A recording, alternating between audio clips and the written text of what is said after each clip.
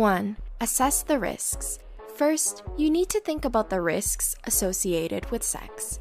And to be honest, there's a lot of them. We all know about the health and pregnancy risks of sex, and these are very important. But what about the emotional risks? What do you stand to lose? Will your relationship with that person be changed in a way you're not comfortable with? Sex can make us form a strong, compassionate connection with someone. Are you ready for those kinds of emotions? 2. Are you being pressured? You might think that having sex is the right thing to do, but is it really you who wants sex? Or is it the world around you, pressuring you into doing something you're not ready for?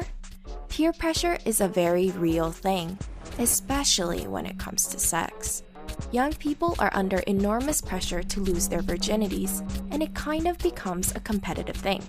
Alternatively, even if you're not a virgin, people might still be pressuring you into having sex with someone new. In both situations, we really need to take a step back and figure out what we want and whether we're actually ready for sex. 3. Do you know where you stand in your relationship? This one is huge. Sex can change a relationship in pretty drastic ways, so it's important to know where you stand. Is it a serious relationship? Or are you two more friends than lovers? You need to make sure that both you and your partner are on the same page. If one person ends up falling in love and the other isn't feeling it, it can lead to serious emotional and psychological distress. And if you two are friends with benefits, ask yourself if you're willing to lose that person as a friend. Because believe us, it can happen.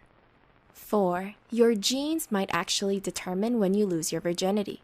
Let's take a break from all the deep, heavy emotional stuff for some science coolness.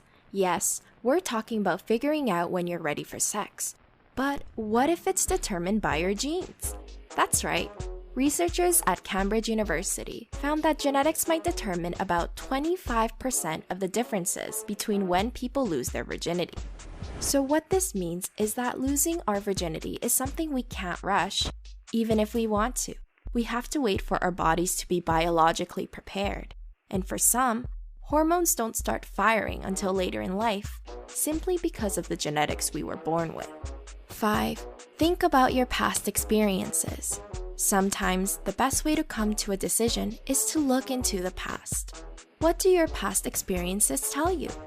Learning from past relationships is a natural part of developing and maturing as an individual. And the mistakes we make in the past can help us improve our future romances. Did you have sex too early in past relationships? Maybe you felt like you could have had sex sooner in your last relationship. Perhaps you felt like you should have had a discussion with your partner before taking that next step. Obviously, this doesn't really apply to virgins, but if it's still your first time, you can still learn from the past. We can all look back on times where we rushed things too quickly. In conclusion, the most important thing to remember is that you should definitely think long and hard about having sex before going through with it. If you really ponder everything we just talked about, we know you'll do the right thing. No pressure. If you enjoyed this video, please like and subscribe to see